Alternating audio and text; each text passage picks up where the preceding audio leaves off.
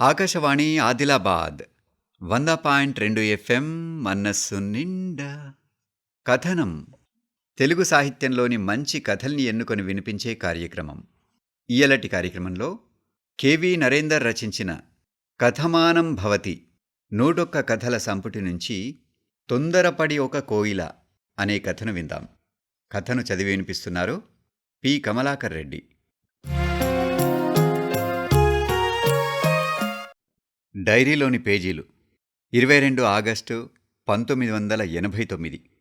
అమ్మ రోజూ పోస్ట్ మ్యాన్ని అడుగుతోంది, మా లెటర్స్ ఉన్నాయా అని. కానీ జగిత్యాల నుంచి రిప్లై రాదని నాకు నాన్నకు మాత్రమే తెలుసు. వాళ్ల మాటల్ని బట్టి నాకంటే నేను తేబోయే కట్నం మీదే ఆసక్తి ఉన్నట్టు తెలుస్తోంది. ఎందుకో నాన్నను చూసినప్పుడల్లా నాకు ఏడుపు వస్తుంది. సెప్టెంబర్ 3 బుధవారం. మళ్ళీ ఈరోజు ఎవరో వస్తున్నారట.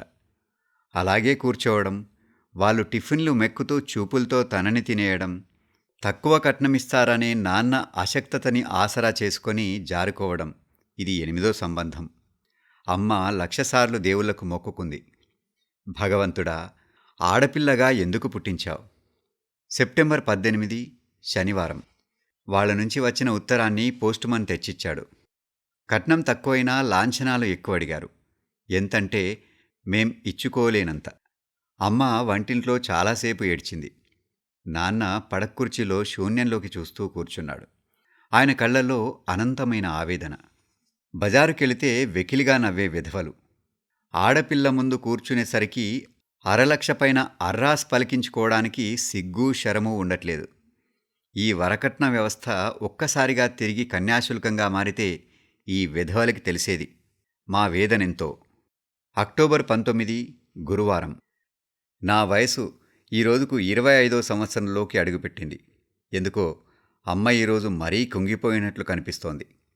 నా అందం పెరిగితేనేం, ఆస్తి పెరగడం లేదు.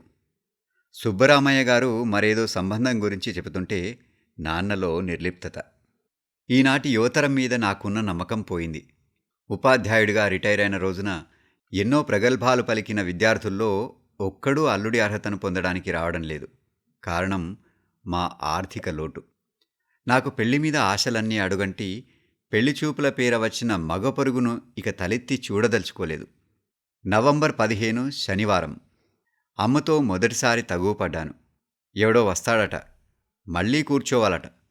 వస్తున్న ప్రతి వాణ్ణి వచ్చిపోయేంతవరకు మొగుడుగానే ఊహించుకోవడం ఈ వయసులో ఎంత దుర్లభం. నాన్న అప్పు చేసి స్వీట్లు తెచ్చాడు. మనసంతా అన్యమనస్కంగా ఉంది. ఎందుకో నాన్నను చూస్తుంటే కళ్ళనీళ్లు తిరిగాయి. ఆయన ఎదపై పడి బావురుమని ఏడ్చాను. వేదన కరిగి కన్నీళ్లలా మారి ఉబికి వస్తుంటే తనివి తీరా ఏడ్చే అదృష్టం కూడా లేదేమో. వాళ్ళొస్తున్నారు అని చెప్పి వెళ్ళారెవరో. బలవంతంగా దుఃఖాన్ని కన్నీళ్లను ఆపుకున్నాను. అమ్మ హడావుడి పడుతోంది. నన్ను వాడి ముందు కూర్చోబెట్టారు. ఒక్కడే వచ్చాడు. ఇంతకుముందు వచ్చిన వాళ్లంతా 2 గంటలు ఉండిపోతే వీడు 2 రోజులు ఉండిపోయాడు. వాడికి ఏ లోటు రాకుండా మర్యాదలు చేశారు మా వాళ్ళు. వీళ్ల ఆశలన్నీ వాడిమీదే. డిసెంబర్ 2 సోమవారం. వాడి నుంచి ఏ సమాధానమూ రాకపోగా ఒక దారుణమైన విషయం బయటపడింది. వాడేదో ఉద్యోగ ప్రయత్నంలో ఈ ఊరొచ్చి ఇక్కడ చుట్టాలెవరూ లేకపోతే పెళ్లిచూపుల ప్లానుతో 2 రోజులు మా ఇంట్లో ఉండి పని చేసుకొని పోయాడని. వాడికిప్పుడు ఉద్యోగమొచ్చి 1,00,000 రూపాయల సంబంధమేదో అదే ఊర్లో ఖాయమైందని. నాన్న నోటి నుంచి మొదటిసారి బూతులు వెలువడ్డాయి. నేను మాత్రం కుళ్ళి కుళ్ళి ఏడ్చాను. అమ్మ ఓదారుస్తుంటే నా దుఃఖం రెట్టింపైంది. నన్ను ఓదారుస్తూనే అమ్మ కూడా ఏడ్చేసింది. జనవరి 11 1990 సోమవారం. వరంగల్ నుంచి అక్క వచ్చింది, గంపెడు పిల్లల్ని వెంటేసుకొని. వస్తూ తమకు ఇస్తామన్న కలర్ టీవీ ఇస్తేనే వెళ్తానంది. అమ్మ అక్క పెద్దగా అరుచుకున్నారు. తనకేమంత కట్నమిచ్చారని అక్క వాదిస్తోంది. నాకెందుకో ఇంట్లో ఉండాలనిపించలేదు. సినిమాకెళ్ళాను. అక్కడ ఒక్కొక్కడి చూపులు శరీరం మీద గొంగలి పురుగులు పాకినట్లయింది. వెన్నెలని ఖైమా చేసి పంచినట్లు నవ్వడం చేతగాని వెధవలు. వాళ్ళ జీవితంలో ఆడపిల్ల కనురెప్పల చప్పుళ్ళకి అర్థం చెప్పగలరా? మార్చి 28 బుధవారం.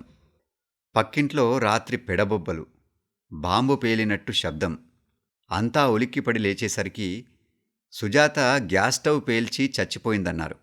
కానీ సుజాత చాలా తెలివైందని నాకు తెలుసు. మ్యానుఫ్యాక్చరింగ్ డిఫెక్టేం కాదు, ఖచ్చితంగా టార్చరింగ్ ఎఫెక్టే. 25,000 వరకు పోలీసులకు పంచి పెద్ద మనిషి అనిపించుకున్నాడు. ఇంకా 75,000 లాభం. ₹1,00,000తో మరో సంబంధం ఖాయం కానుందట. ఎందుకో మొదటిసారి భయమేసింది మగాడంటేనే. మరో సంబంధం నాకు రానుందని తెలిసి నిలువెల్లా వణికిపోయాను. హిస్టీరియాకు లోనవుతానా అనే భయం కూడా వేసేది. గుండెను నిబ్బరపరుచుకోవడానికి పుస్తకాలు చదివేదాన్ని. ఏప్రిల్ 30 మంగళవారం. పోస్ట్ అన్న కేక విని ఆశ్చర్యపోయాను. ఎక్కడ్నుంచి వచ్చే సమయం కాదు. కవర్ అందుకుంటుంటే పోస్ట్మ్యాన్ కళ్ళతో నవ్వాడు. ఎందుకో నాకోసం అంతటి ఆత్మీయంగా నవ్వేవారున్నారన్న భావన హాయిగా తోచింది. నా పేరు మీదే రావడంతో విస్మయంగా మంచం మీద పడుకుని కవర్ విప్పాను. మీ ఆందోళన, ఆవేదన నేనర్థం చేసుకోగలను. నన్నర్థం చేసుకునే ఆత్మస్థైర్యం మీకుంటే నాతో కలిసి 7 అడుగులు నడిపించుకునే గుండె ధైర్యం నాకుంది. మీ అభిప్రాయం తెలపండి. ఇట్లు పోస్ట్ మ్యాన్. కొన్ని గంటల వరకు నాకేం అర్థం కాలేదు. ఆ తర్వాత గాల్లో తేలిపోయాను. సీతాకోకచిలుకలా సింగారించుకొని రోజంతా నవ్వుతూనే ఉన్నాను. అయినా ఎక్కడో అవ్యక్తమైన బాధ. ఏమిటిది? జూన్ 2 శుక్రవారం. అతడు ఉత్తరాలు అందించి వెళ్తున్నాడు.